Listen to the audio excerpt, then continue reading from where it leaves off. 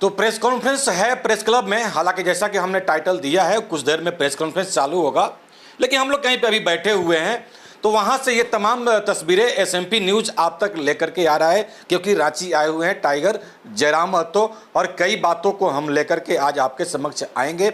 कई ऐसी बातें हैं जो भी हमारे अभी दर्शक हैं, क्योंकि हम देखिए अभी ये यूट्यूब पर इसलिए लाइव आए हैं कि तकरीबन 6 लाख दर्शक हमारे ऐसे हैं जो लगातार 6 लाख में से ठीक है 4 लाख तो जरूर होंगे ऐसे जो लगातार टाइगर जयराम महतो की बातों को सुनने के लिए बेचैन रहते हैं। इसीलिए एसएमपी न्यूज़ अभी ये जो खबर आपको दिखा रहा है अपने यूट्यूब पेज से, अभी हम लोग लाइव में हैं टाइगर जयराम महतो के साथ। तो आप दिल्ली आप गए थे तो क्या, तो फिर उनसे आप नहीं मिल पाए देवेंद्र नाथ महतो से? नहीं, मुलाकात नहीं हो पाई, झूठ क्या कोई मिलने नहीं दिया या? हाँ, लगा थोड़ा बहुत। अच्छा, ऐसा फील हुआ? हाँ, ऐसा फील हुआ। पता नहीं, हमें तो जानकारी नहीं कि आखिर इतना कॉन्फिडेंशियल कि मतलब पार्टी के मतलब साथियों को मिलने से परहेज है। चलिए जो भी है, चूँकि स्वास्थ्य का विषय है इसीलिए हम लोग इस पर नाराज़गी की कोई बात नहीं है। ठीक है, दिल्ली गए या नहीं मिले कोई बात नहीं, हम लोग रिटर्न आ गए कोई बात नहीं, बस स्वस्थ हों हम लोग ये चाहते हैं। लेकिन नहीं, आप बोल रहे हैं कि नाराज हुए। भाई वो जेबी के एसएच के टिकट पे चुनाव लड़ते हैं, तकरीबन 1.5 लाख वोट लाते हैं, और ऐसा में कौन सा नाराजगी? क्या है देवेंद्र नाथ महतो ने माना किया या उनके आसपास जो थे उन्होंने माना? हमको लगता है वो तो शायद अस्वस्थ अवस्था में, उनके जो मित्र हैं जिनको हम लोग फ़ोन किए, एक हमारे साथी हैं, उनके साथी हैं, जो रिंग हुआ और दूसरा रिंग मोबाइल स्विच ऑफ, अभी तक स्विच ऑफ। और फिर हम लोग उनके जो तमाम जिनको हम लोग जानते हैं जैसे पप्पू कुर्मी जी और मांझी के, रामगढ़ के योगेश चंद्र भारती, उनको लगाएं तो सब कह रहे हैं कि नहीं काफ़ी कॉन्फिडेंशियल, हम लोग को भी नहीं मालूम है। तो बोले यार, तो आप ही लोग कहते हैं कि मिलने नहीं आते हैं और जब मिलने आए तो फिर मिलने नहीं दिया जा रहा है। हाँ, सही बात है। तो हमने फिर भी कहा कोई बात नहीं, अस्वस्थ बीमारी का सवाल है, आप जैसे भी अगर कॉन्फिडेंशियल है तो कॉन्फिडेंशियल ही सही, उनको ठीक कीजिए। और फिर हम लोग सुबह 6:22 में सो के उठे और बस मुँह कान फ्रेश धोएँ और लगभग 6:35-36 के आसपास हम लोग वहाँ से निकल गए और फिर 11 बजे से पहले रांची। तो ये क्या चल रहा है भाई देवेंद्र नाथ महतो से? ठीक है, जहाँ तक मैंने सुना है इनकी भी स्थिति अभी सही नहीं है, ये भी कई पीड़ा से भी चल रहे हैं। अभी ये 2 दांत हमको डॉक्टर उखाड़ने के लिए बोल रहे हैं, और मतलब कह सकते हैं कि हम लोग 29 साल का एक लड़का अपनी जवानी तक को निछावर कर रहा है। इस जवानी अवस्था में सबको अपना सौंदर्य, अपनी सुंदरता, अपनी फिजिकल फिटनेस, इन सब चीज़ों का ख्याल होता है। बताइए, हम उस अवस्था में, आँख तो मेरा रेड अलर्ट दे चुका है, उसके लिए भी डॉक्टर की हिदायत है कि रात कम जागिए, और अगर रात अब ज़्यादा जागते हैं, नींद कम लेते हैं, तो इस पर बस कुछ महीनों में ही आपके शरीर पर, आँखों पे प्रभाव पड़ेगा। दांतों का हिदायत इसलिए था कि देखिए हम लोग कभी भोजन, खाना पीना, नहाना धोना भी हम लोग त्याग चुके थे। तो बताइए इस उम्र में हम मतलब क्या ही कहें, लोग सुनेंगे भी तो कहेंगे कि मतलब अपने आप को लेकर हम लोग लापरवाह हैं। हम लोग राज्य को लेकर इतना चिंतित हैं कि अपने आप को लेकर हम लोग लापरवाह हो चुके हैं। और ये 2 दांत डॉक्टर की हिदायत है, धनबाद में 2 जगह हम बात किए, दोनों जगह यही बोलें कि उखाड़ना ही होगा। तो समस्या तो हमारी भी है।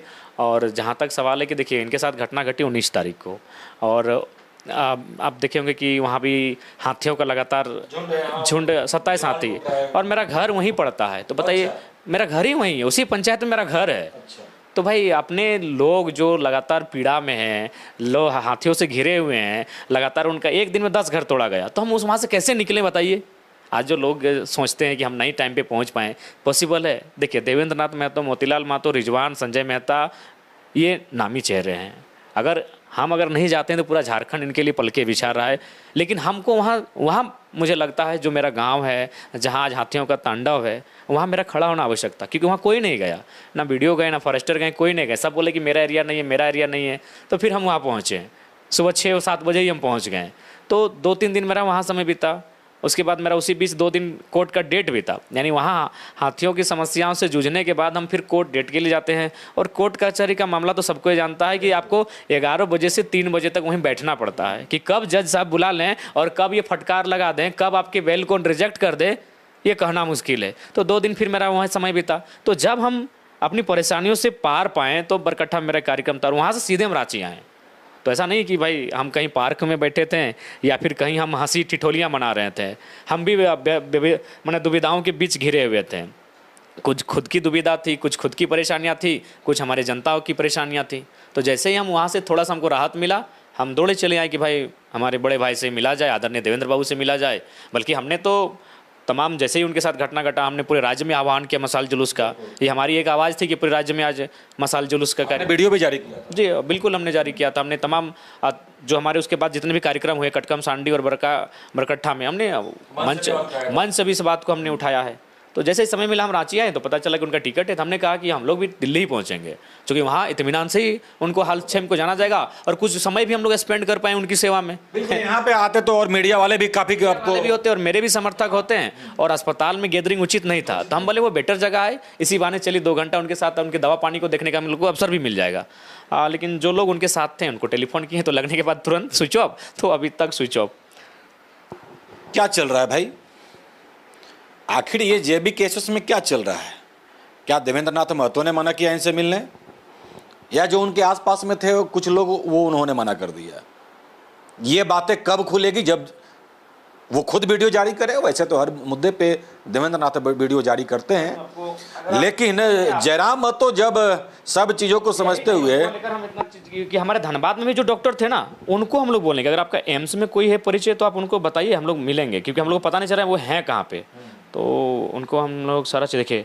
डॉक्टर कामिनी दास जी हैं, इनको 10:43 फिर रात को लगातार बात हुई। डॉक्टर हेमंती दी हैं, हमारी जो बगोदर की दीदी हैं, उनको बोले दीदी आपका कोई लाइनअप है क्या एम्स में, हम लोग इसके बाहर हैं और उनसे मिलने आए हैं, चूँकि सूचना मिली है। तो फिर नहीं हो पाया, उनको उनके नंबर पे खुद हम लोग टेलीफोन किए आपका रात के, ऐसे तो शुरू से कर रहे थे लेकिन रात को हम लोग बहुत ज़्यादा किए हैं।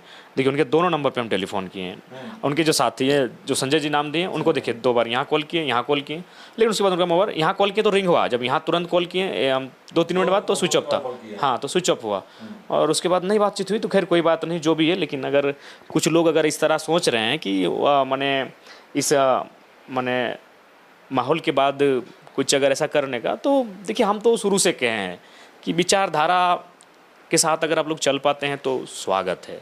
अगर आपको लगता है कि आप लोग अच्छे से चलेंगे तो उसके लिए भी शुभकामनाएं हैं। लेकिन हमें लगता है कि देवेंद्र जी अस्वस्थ हैं, ये उनकी चाल तो नहीं होगी। वे बहुत अच्छे सीधे साधे भोले वाले इंसान हैं, हमें उनको बड़ा भाई मानते हैं। भले आज वो हमारे संगठन में हम उनसे कह सकते हैं अध्यक्ष हैं, उपाध्यक्ष हैं, लेकिन हमको उनको 10 साल से जानते जब वो आंदोलन करते हैं। हालांकि आज उनको भी अगर पहचान मिली तो नो डाउट जेबी केसेस के आने के बाद।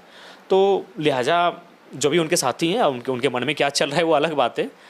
लेकिन कहीं ना कहीं ये तो मैंने कदई उचित नहीं था कि दिल्ली जाने के बाद हम लोग को निराश से लौटना पड़े। अभी मान के चलिए ये उचित नहीं था। और ऐसा नहीं कि आपको जानकारी नहीं है, उनके जो साथी जो उनको छोड़ने गए थे एयरपोर्ट, उनसे मिले तो बोला नहीं अभी उनको छोड़ के ही आ रहे हैं। तो बोला ठीक है, हम लोग पीछे नेक्स्ट फ्लाइट से हम लोग भी जा रहे हैं। तो सूचना तो थी, लेकिन उसके बाद भी अगर उनके साथी को अगर लगता है कि भाई हम लोग साथ में कोई मैंने लेके किसी को गए हैं या फिर कुछ अगर मन में संशय है तो चलिए उसके लिए भी आप उनको सेफ रखिए। हमें उम्मीद है कि ये जो बातें अब तक देवेंद्र नाथ महतो के लिए निकल कर आई है उन तक पहुंचेंगी, और इस पर अभी अब जरूर क्लियर करना पड़ेगा जो इनके साथ में देवेंद्र नाथ महतो के साथ में गए हैं कि भाई आखिर टाइगर जयराम महतो को देवेंद्र नाथ महतो से क्यों नहीं मिलने दिया गया। ये सबसे बड़ा सवाल यहाँ बन गया है। हालांकि कहते हैं कि जब आपका कद बढ़ता है तो दुश्मन भी बढ़ते हैं। अब किस एंगल से कौन क्या निभा रहे हैं ये तो वक्त बताएगा, इसमें कहना जल्दीबाजी होगा। लेकिन रांची आए जयराम महतो देवेंद्र नाथ महतो से मिलने, मालूम चला वो दिल्ली शिफ्ट हो गए हैं। अंततः ये दिल्ली तक गए, लेकिन जब दिल्ली मिलने के लिए गए कई लोगों को फ़ोन किए, 2-3 जन से बात हुई, उसके बाद मोबाइल को स्विच ऑफ कर दिया गया जैसा कि इन्होंने बताया, और अंततः ये दिल्ली से वापस फिर अब रांची लौटकर आ गए हैं। इन्होंने प्रयास किया, लेकिन क्या इसके पीछे कोई साजिश है या देवेंद्र नाथ महतो ने ही मना कर दिया है कि हमको टाइगर जयराम महतो से नहीं मिलना है? क्वेश्चन मार्क लगा हुआ है। ये जो भी हो रहा है खासकर जेबी केसेस के लिए अच्छा नहीं हो रहा है। कुछ अच्छा भी होता है। अगर मान के चलिए अभी विधानसभा का चुनाव सामने है, अगर कुछ लोग मान के चलिए सपोज दैट अगर असहमति है तो अगर समय रहते असहमति दिख जाए तो उसके लिए कोई आपत्ति नहीं है। ये भी बड़ी बात निकल कर सामने आ गई कि यदि आप जेबी केसेस या टाइगर जयराम महतो से असहमत हैं तो भी आपको इन्होंने कहा कि शुभकामना है, आप जहां से चुनाव लड़ना है लड़ सकते हैं। ये भाई देखिए, जब यहां लगता है तो बातें ऐसी आती है, तो आपको भी लगता है कि नहीं हमारे लिए ये सही नहीं है, तो इन्होंने आपको शुभकामना दे दिया है, आप आज़ाद हैं। खैर चलेंगे, अब इस बात को छोड़ देते हैं, जो होना है वो तो होकर रहेगा। लेकिन जैसा कि इन्होंने भी कहा है और कई लोग कहते हैं, और हमने भी इस खबर की शुरुआत में, मैं कुछ देर लाइव पहले आपसे नहीं था, लेकिन लोग कहते हैं कि किसी चेहरे के नाम पे पार्टी चलता है तो वो दिखता भी है। तो टाइगर जयराम महतो ने ही अपनी पार्टी को खड़ा किया है और यही आगे आप लेकर के बढ़ेंगे। जो इनसे सहमत हैं इनके साथ चलेंगे, जो सहमत नहीं है वो जहां से लड़ना चाहते हैं, जैसे भी लड़ना चाहते हैं वो लड़ सकते हैं। लेकिन इनका यह भी कहना है कि जो पार्टी का सिद्धांत है, जो डिसीजन होगा, जो निर्णय होगा, वो सबको मानना पड़ेगा, अन्यथा आगे इस पर जो अब एक और अहम बैठक होने जा रही है JBKSS की तरफ से, एक बहुत बड़ा कदम ये लोग अब उठाने जा रहे हैं कि कई बातें सामने आ रही है इस पार्टी को लेकर। विधानसभा चुनाव में इस बार सीट चाहिए, हमें वोट की राजनीति हम करने नहीं आए हैं। साफ JBKSS कहना है कि हमें सीट चाहिए। एक बड़ा चेहरा JBKSS के साथ अभी हो गए हैं, बबलू मुंडा, पूरा नाम उनका क्या है? वही है, बबलू मुंडा जी हैं, मेरे ख्याल से खिलाड़ी से हैं, चतरा पड़ता है, चतरा से हैं। और जो हमने कुछ वीडियो देखा है, मेरे ख्याल से हजारीबाग में आप लोग से साथ में आए हो, हजारीबाग के, हम इनसे बात करेंगे आगे, क्योंकि जब ये JBKSS में जब शामिल होने गए थे तो तकरीबन 150-200 गाड़ियां उनके साथ में थी काफिला में। तो ये बबलू मुंडा जब आए हैं तो क्या कुछ लाते हैं और क्या कुछ करते हैं ये तो वक्त बताएगा।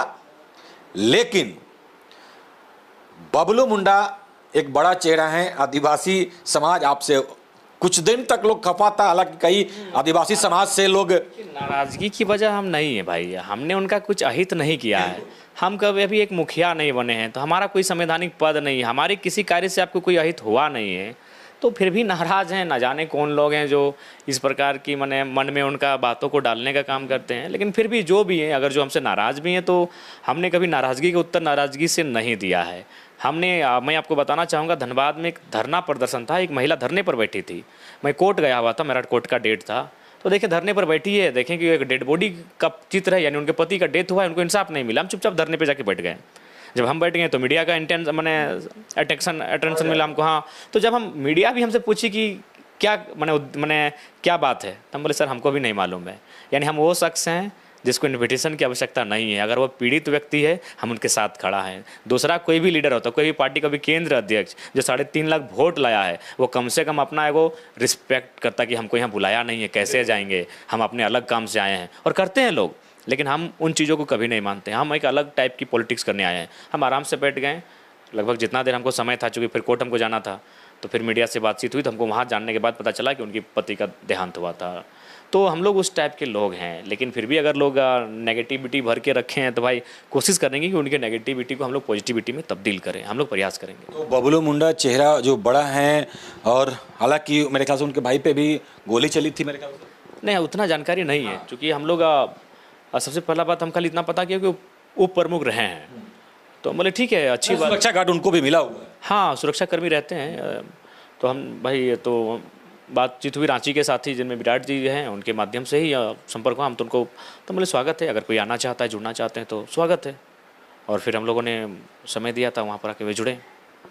जिस तरह से वो आए हैं, जिस तरह से जो बातें छनकर सामने आ रही है, क्या JBKSS के टिकट के दावेदार हो सकते हैं? नहीं, उन्होंने ऐसा अभी नहीं कहा है। वो कहे कि हम एक सक्रिय सदस्य के रूप में आए हैं और हम अपनी सक्रियता को बढ़ाएंगे। एज अ अध्यक्ष आप यदि चाहते हैं कि उनकी सक्रियता है या लोगों में, जैसा कि आपने पहले भी कहा? नहीं, देखिए, सबसे पहले बात उन्होंने खुद कहा है कि हम एक सक्रिय सदस्य के रूप में आए हैं, हम अपनी सक्रियता को बढ़ाएंगे, और उसके बाद अगर लोगों का फीडबैक आप तक मेरे पक्ष में पॉजिटिव पहुँचे कि हमें लड़ना चाहिए तो लड़ेंगे। आप अगर लड़ेंगे तो लड़ेंगे, लेकिन ऐसा नहीं कि फोर्सफुली हम लोग लड़ने के लिए आए हैं। तो ठीक है, अगर वायदे भी फीडबैक तैयार होता है तो लड़ाने में कोई हमें आपत्ति थोड़ी है। मतलब जयराम रतूड़ी टिकट उनको दे सकते हैं? संभावना है। संभावना है। देखिए, इसीलिए हमने कहा कि जो जो नए चेहरे आ रहे हैं, जिनका जिस तरह से अपना समाज में वर्चस्व है या कद है, उस हिसाब से उनको भी भागीदारी, जैसा कि पिछले खबर में भी आपने देखा था, इन्होंने कहा था कि हम उनको सम्मान देंगे।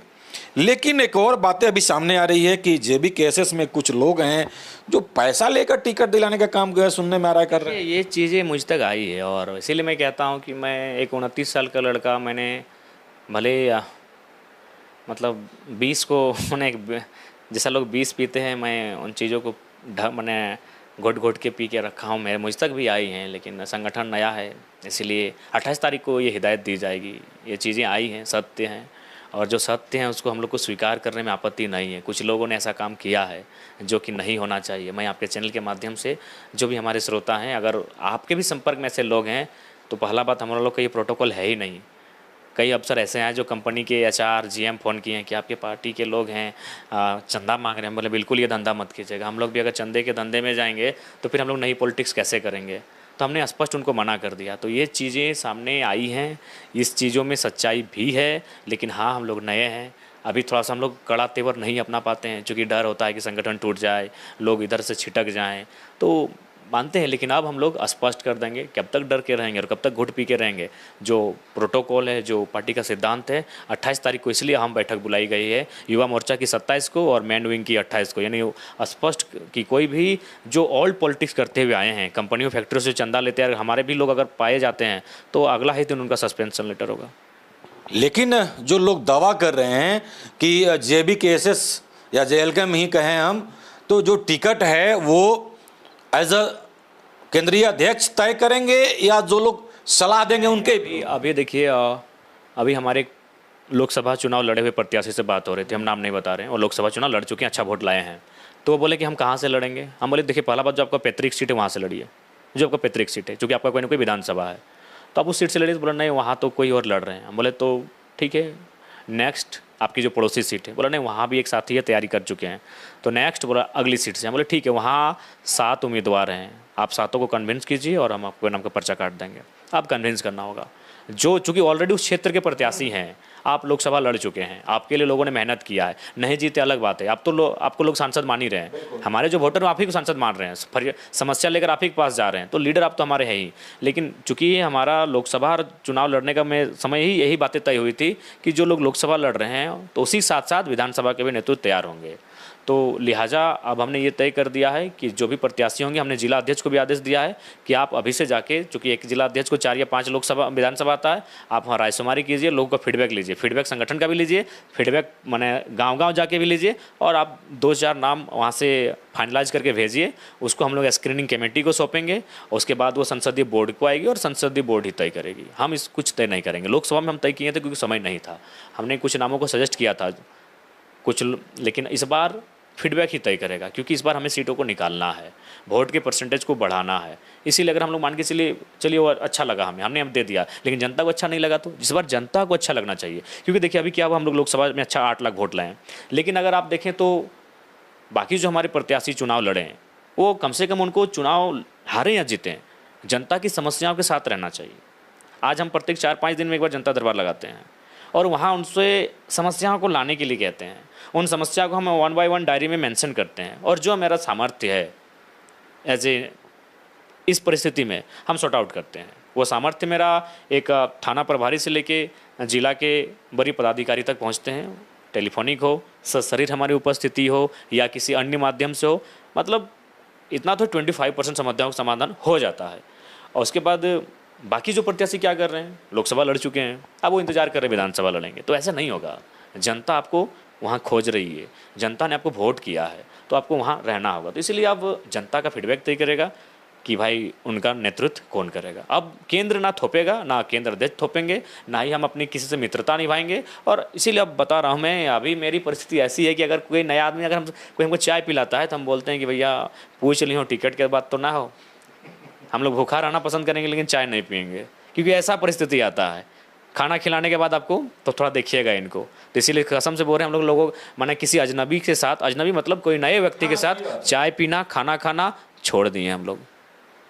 पता नहीं, क्योंकि देखिए भोजन करने के बाद कुछ पल के लिए आपका मन बदल जाएगा। जब आप उसके सानिध्य में आएंगे तो कुछ पल के लिए आपका मन बदलेगा। इसलिए अपने आप को हम कठोर कर लें कि इस बार कोई मतलब सिफारिश नहीं और किसी प्रकार का केंद्र अध्यक्ष मतलब कि हम थोपेंगे नहीं, जनता से फीडबैक लेंगे। तो जो जनता से जिस फीडबैक लेंगे, जैसे मतलब ये सत्य है कि एक विधानसभा में 4-5 प्रत्याशी हैं, तो उनको हमने कहा है कि देखिए हार जाएंगे ना तो फिर लोगों की उम्मीदें बेकार हो जाएगी। तो इसीलिए आप समन्वय बनाइए और मिल के काम करना है। क्योंकि हमारे तो जो जीत के भी आएंगे तो उनको तो हम लोग वो प्रोटोकॉल देंगे नहीं कि गाड़ियों में घूमेंगे, ये तो एक राजा साहब जैसा जीवन जीवेंगे, वो तो होगा नहीं। उनको एक जनता के बीच का जीवन जीना होगा। तो इसलिए कोशिश कीजिए कि आप एक प्रत्याशी को अगर फाइनलाइज करते हैं कि विधानसभा से, तो हम लोग को सुविधा होगी।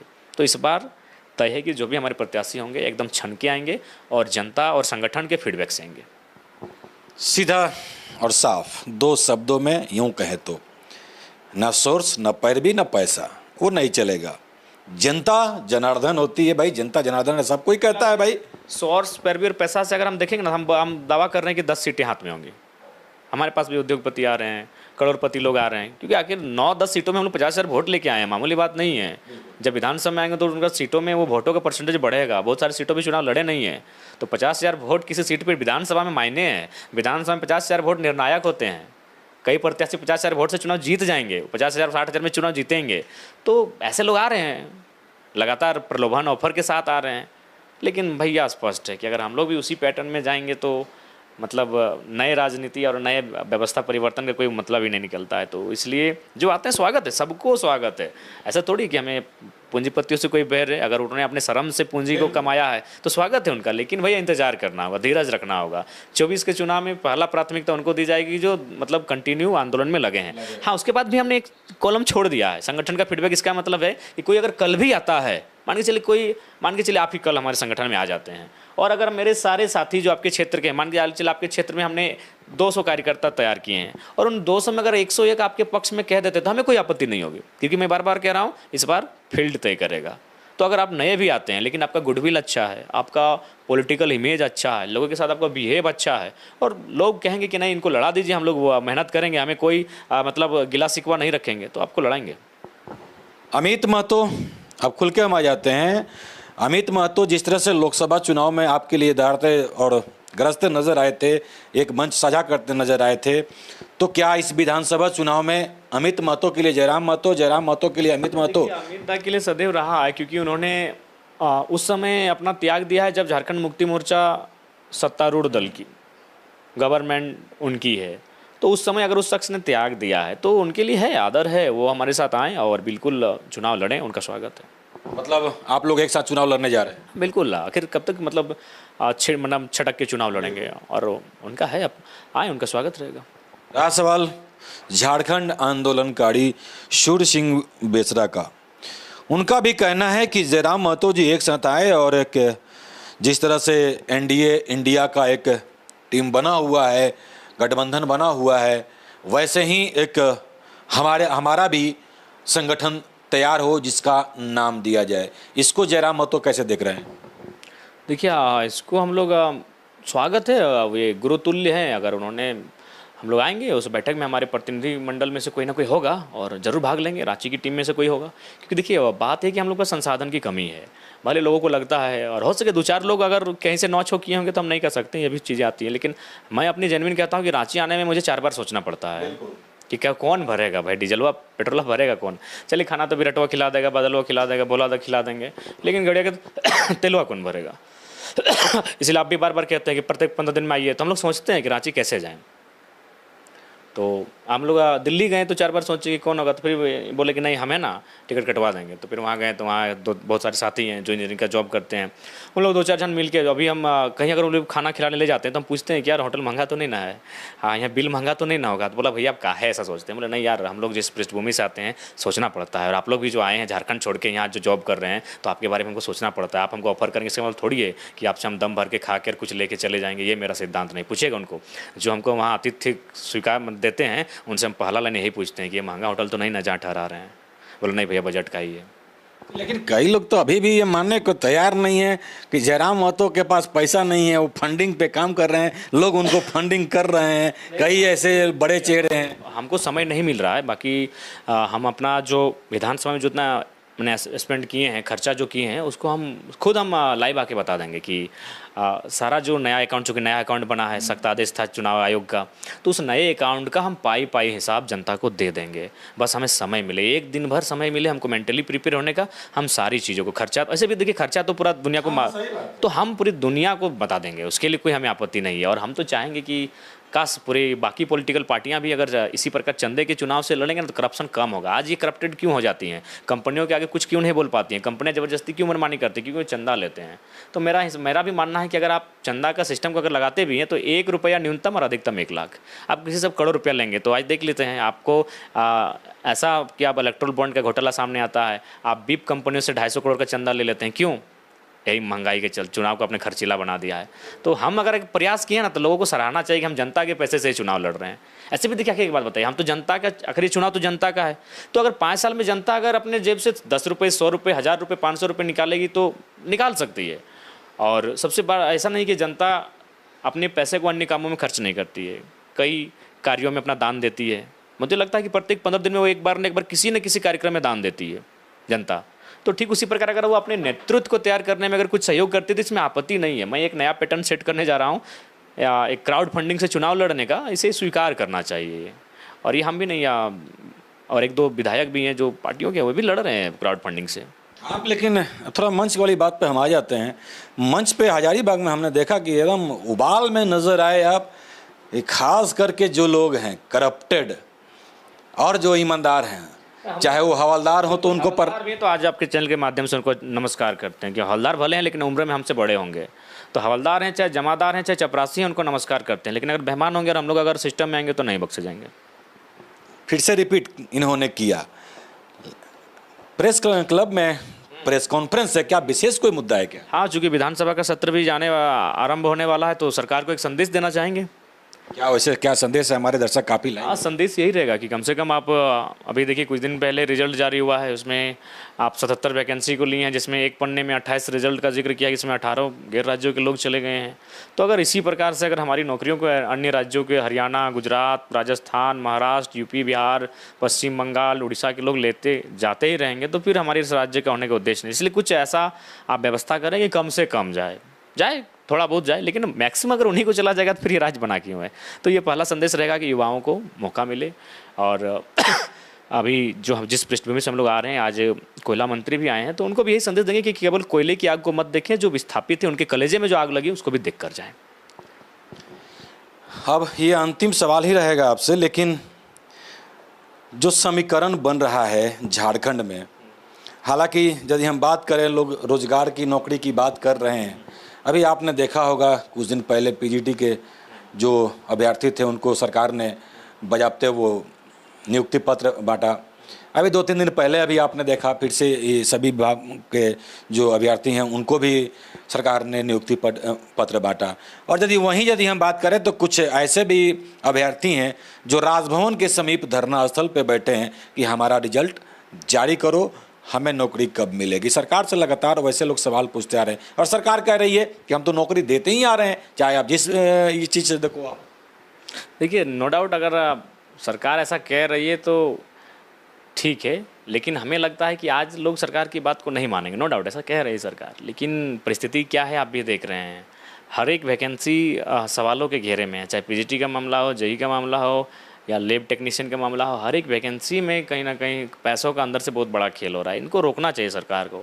अगर आप आज नहीं समझेंगे तो हमें नहीं लगता है कि आज परिस्थितियां इस राज्य के लिए बेहतर हो पाएंगी। तो इसीलिए सरकार को हमारा यही संदेश रहेगा कि इस राज्य के लिए, इस विधानसभा का जो सत्र चलने वाला है, कल से ही चलने वाला है, बेहतर पुख्ता नीति बने और यहाँ के लोगों को लाभ मिले। तो आप सभी का बहुत बहुत धन्यवाद हमसे लाइव जुड़ने के लिए, और मिलते हैं अन्य खबरों के साथ। और हम कोशिश करेंगे प्रेस क्लब भी चलते हैं और लाइव में टाइगर जयराम महतो क्या कुछ कहते हैं उन तमाम बातों से आपको हम अवगत कराएंगे। आप सभी का बहुत बहुत धन्यवाद।